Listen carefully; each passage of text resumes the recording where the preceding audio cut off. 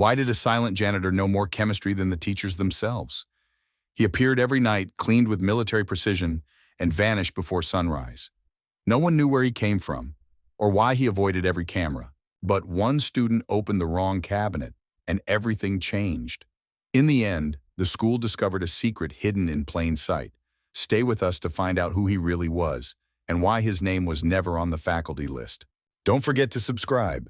Each night, as frost crept across the windows of Weston High, and the last echoes of teenage laughter faded from the parking lot, a dull creak broke the silence. The side door near the maintenance wing opened, and an old man stepped through.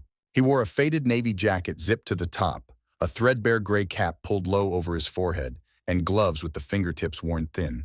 He moved slowly, pushing a squeaky janitor's cart and carrying a ring of heavy brass keys that clinked softly with each step. The digital clock above the gym always read 9:05 p.m. when he entered, never a minute early, never late. No one knew where he came from. There was no car registered in his name. No one saw him in the morning. He didn't eat in the staff lounge or speak to the other employees. He never showed up in group photos or school events. It was as if he only existed between dusk and dawn, like some silent fixture of the building itself. He worked with eerie precision, almost like a ritual. First, the tiled floors, mopped corner to corner in a meticulous grid. Then the carpets, vacuumed twice along the same paths, never rushed. He dusted the top of every locker, straightened chairs in empty classrooms, and adjusted crooked posters no one else noticed. In the gymnasium, he aligned basketballs in a perfect row inside the cage. In the library, he sometimes paused beside the reference shelves and ran his fingers across the spines of old encyclopedias. He never took any books. He never checked anything out. But the order he left behind was unmistakable. On his lanyard, barely legible through years of wear, was a name, Ben L. Some students called him Mr. Ben. For most, he was a mystery. Some joked that he lived in the boiler room. Others said he was a retired vet who'd lost everything. There were even rumors that he never blinked, or that he had memorized every name on every locker. But now and then, someone saw more. A student staying late for theater rehearsal once noticed him staring at the old alumni plaque in the front hallway, his hands behind his back, motionless, eyes locked on the bronze plate. He stood there for minutes before silently turning away. Another time, a teacher caught a glimpse of him straightening a stack of old textbooks that hadn't been used in years, as if they still mattered. He never explained his actions. He never left a note. But the building, somehow, always felt a little more balanced after he passed through it. As the final days of the school year approached, Weston High buzzed with familiar anticipation. Banners were hung in the gymnasium, rehearsal schedules were printed and taped to hallway walls, and students in graduation gowns practiced their walks across the creaking stage. Families confirmed hotel rooms, teachers finalized grades, and the custodial staff prepared for the end-of-year deep clean. It was a cycle the school knew well, each step echoing the ones from the year before. Yet in the midst of the routine, a small oversight became a quiet ripple. During a planning meeting in the main office, Principal Martin noticed a missing entry on the ceremony's honorary guest list. A seat had been reserved, out of tradition, for support staff recognition, but no name had been provided. When the assistant secretary was asked who should be added, she hesitated and pointed vaguely toward the night shift logbook. Maybe Mr. Ben? No one in the room could recall ever meeting him face to face. He wasn't listed in the school's official email directory. His employee file, when finally retrieved from a locked cabinet in the back of HR, consisted of a single page, Benjamin L., no home address, no emergency contact, temporary ID issued in 2011, payment via paper check, no direct deposit, no social media, no tax forms on record since 2015. When someone joked that he was a ghost, the room fell into brief silence. Then someone else laughed and the conversation moved on, but the question lingered. A few students had started noticing things. Emily from the yearbook committee had tried to include a short profile on him for the staff section. He declined with a simple shake of the head, then quietly wheeled his cart away. After that, his photo spot was left blank. Meanwhile, Mrs. Connors, the school counselor, who often stayed late, began paying more attention. One evening, as she walked past the darkened science wing, she paused by the window of classroom 3B. The lights were off, but a soft glow came from a desk lamp inside. She saw the silhouette of Mr. Ben hunched over a notebook, scribbling steadily. Pages turned slowly. A pen moved with rhythmic certainty, and beside him sat a stack of reference books older than the school itself. She didn't interrupt. Instead, the next night, she placed a tattered chemistry textbook on his cart before leaving. It was outdated, barely holding together with tape and wear. When she returned the following evening, it was still there, but now with a note folded inside the cover. She opened it privately, expecting perhaps a thank you. Instead, in crisp cursive, the message read, "Good choice. Chapter 7 contains 2 errors." The discovery startled her. She checked the chapter that night. He was right. No one had ever heard him speak a full sentence. But through a single line of ink, he had told her something unmistakable. He didn't belong among janitors. He belonged among minds. Emma Price, a junior at Weston High, had taken on the task of documenting behind-the-scenes moments for the school's YouTube graduation series. She spent hours after school with a borrowed camera, filming rehearsals, interviewing staff, and gathering old memorabilia from dusty corners of the building. One quiet afternoon, she wandered into the records room behind the administration office, looking for something unusual, something forgotten but meaningful. The room smelled of old paper and cleaning supplies. Metal cabinets lined the walls, each marked with faded labels and peeling tape. While digging through a drawer labeled Maintenance Archives 2009-2014, she noticed a tall gray cabinet in the corner, padlocked but slightly ajar at the bottom. The tag on it had been scratched off, but a single word remained faintly visible. Restricted. Curious, she pulled gently. The rusted latch creaked and the door opened just enough to reveal a stack of boxes. Most were unmarked, filled with cables and broken devices, but one stood out. It was a cardboard banker's box, taped shut and labeled in thick black marker, Langford. Do not shred. She set the box on a nearby table and carefully peeled the tape back. Inside were yellowed folders, some stained with age, others perfectly intact. The top layer held printed documents, handwritten equations in black ink, detailed chemical models, and graphs annotated with strange acronyms. Beneath those, sealed envelopes bore the stamp of the United States Department of Energy. There were letters of correspondence with project coordinators, meeting minutes from something called Orion 7, and technical blueprints beyond high school comprehension. Tucked at the bottom was a laminated ID badge. The photo was grainy, but the face was unmistakable. The same man who cleaned the floors at night. The name read, Dr. Benjamin Langford, Professor, Massachusetts Institute of Technology, clearance level high. Emma's breath caught as she recognized another item, an original article clipped from the New York Times dated March 1991. The headline read, Prominent MIT physicist withdraws from public life following Pentagon review. The piece described Langford as a brilliant mind behind experimental energy systems rumored to be linked to military contracts. His final public statement was quoted in one line, "Some things should never be weaponized." Another article followed, this one shorter, dated weeks later. Langford disappears, investigation dropped. Family declines comment. And one final note, handwritten in the corner of a manila envelope. Michael Kia Daran, March 1991. Emma stood still, heart pounding. Michael, his son, killed in action during the Gulf War? She closed the box slowly and backed away, as if she had just trespassed into someone's unspoken past.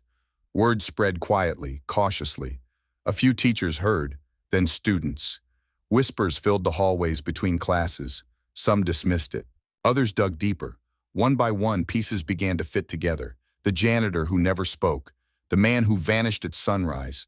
The one who stared too long at war memorials and knew things he never should have. He wasn't a custodian. He was a chapter of history hiding in plain sight. The night before graduation, Weston High stood quieter than usual. The custodial lights hummed low behind frosted windows as the moon drifted over the pines surrounding the small Maine town. Inside, the familiar hum of machinery and echoing ventilation wrapped around the building like a memory repeating itself. But beneath the silence, something had shifted. Earlier that day, a group of seniors had met without permission, without fanfare, and without adult supervision. They gathered in the back of the auditorium, between the curtain cords and forgotten set pieces from old plays, and made a decision. It was not part of the official schedule. It would not be rehearsed. But it would be remembered. They had seen enough, heard enough whispers, and pieced together just enough truth. Tomorrow, they would not stand in line to applaud predictable awards or offer polite applause to staff they barely knew. Instead, they would honor a man no one ever spoke about, the man who never once asked to be noticed. That evening, right on time, Mr. Ben arrived. He came through the side entrance just as he had every night for over a decade. His silhouette passed beneath the flickering security light, one wheel on his janitor's cart squeaking rhythmically. The brass keys clipped to his belt shifted with every step like a metronome counting down the hours. He entered without looking up at the clock, but as always it was exactly 9:05 p.m. The school had emptied out an hour earlier. Teachers had gone home to rest for the next day's ceremony. Lights were off in the front offices. Classrooms stood still. Only the automatic sensors and vending machine glow suggested the building was still alive.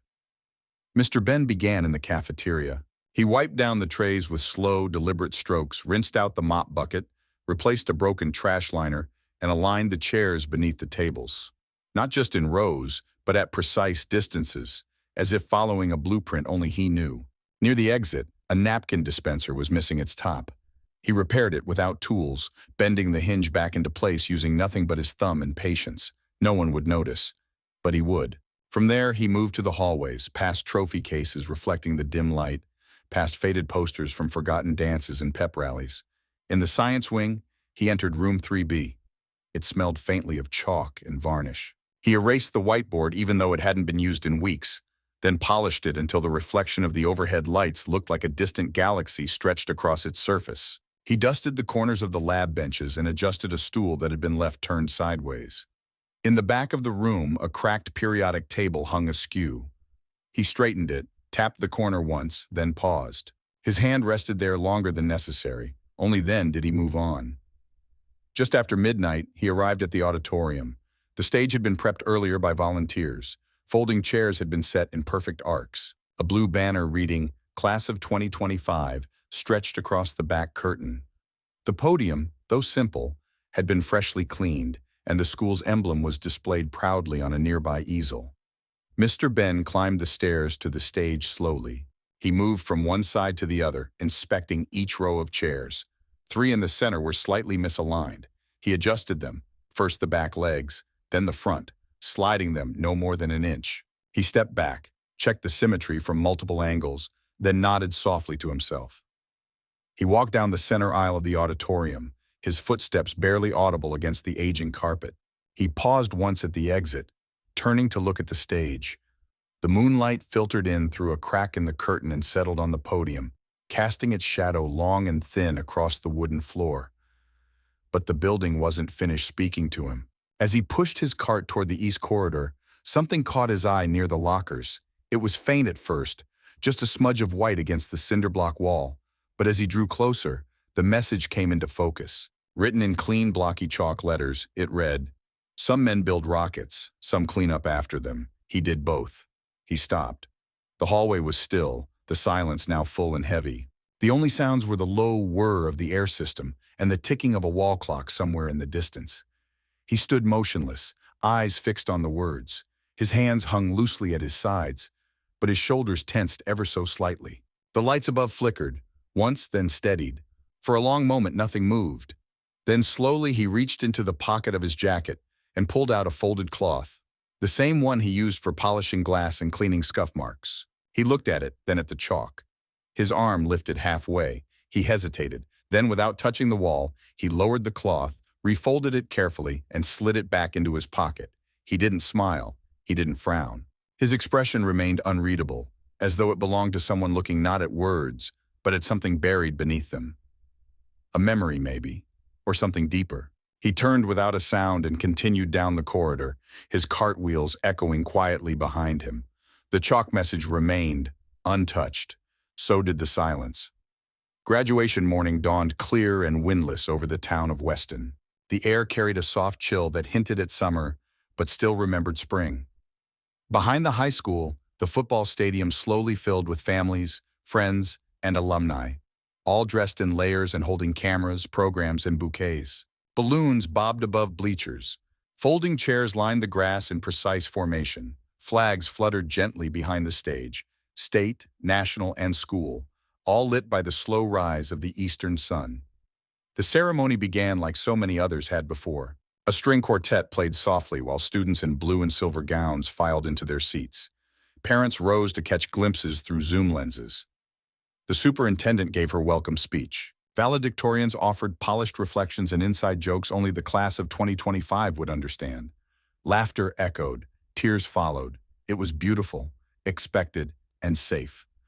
But then came a pause, a quiet one, a pause that didn't follow the printed schedule. Principal Martin stepped forward from the shadows of the stage, his usual binder in hand. He did not open it. Instead, he looked out across the field, where rows of students sat in silence, their mortarboards catching the sunlight like a sea of flat stones. He adjusted the microphone, cleared his throat once, and looked down for just a second before beginning. The audience shifted in their seats, waiting for the final words, the thank yous, the instructions to toss the caps, the photo cues. But instead, his voice took a different tone, lower, steadier, uncharacteristically heavy. He spoke not from the program, but from memory. He spoke of someone who had been there before all of them, someone whose name wasn't in any graduation brochure, someone not listed among the faculty or photographed in the yearbook, yet someone who had, in his quiet way, left fingerprints on every hallway, every classroom, every locker. His words cut through the morning warmth, simple and direct. He did not say janitor. He said scientist, teacher, servant, a man who chose silence over recognition. And then he turned slightly away from the podium and raised his arm toward the far side of the stage. There, standing just out of the spotlight, was Mr. Ben. He had not changed his uniform. The same navy jacket hung from his shoulders.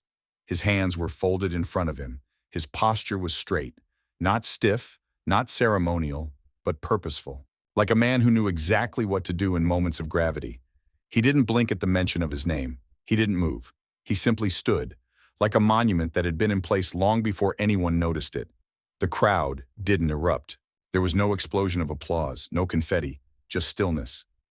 One by one, rows of students began to rise, then the teachers, then the parents. Hundreds of people, standing, unmoving, their eyes fixed on a man they had passed 100 times without a word. Some held their breath, others lowered their heads. A few wiped their eyes, but no one clapped, because something deeper than celebration had taken over. It wasn't the kind of recognition that demanded noise. It was the kind that required stillness, respect, witness. Mr. Ben remained at the edge of the stage for just under a minute. Then, with a slight nod, almost imperceptible, he stepped back and disappeared behind the curtain. The principal did not resume his speech. There was nothing more to add. The week after graduation, the halls of Weston High fell into their usual summer quiet. Desks were stacked, bulletin boards stripped, and the scent of floor wax drifted through the empty corridors. Sunlight poured through half-closed blinds in the science wing, lighting the dust in the air like suspended stars. And in room 3B, mounted beside the door where a faded fire exit plan once hung, a new plaque had been installed.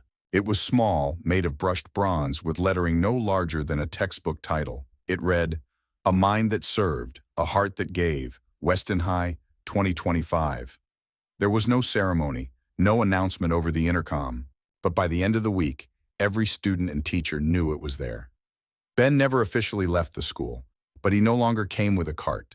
He no longer arrived in silence at 9:05 p.m. Now, he walked through the front doors in the late afternoon, his shoulders a little straighter, his steps a little slower.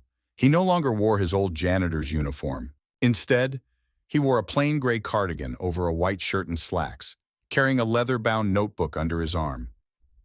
3 evenings each week, he unlocked the door to room 3B. There were no rosters, no chalkboards filled with equations. Just chairs, tables, and conversation. Students began to show up quietly at first, curious, respectful, unsure. Then more came. Some brought textbooks, others brought questions they didn't know how to ask.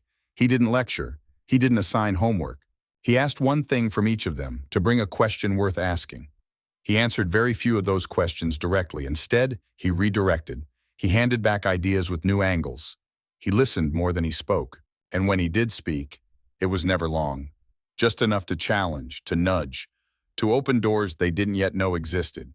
He marked no grades, he gave no tests. But each time a student left room 3B, they carried something invisible and weightless, like clarity or courage or the start of something unfinished.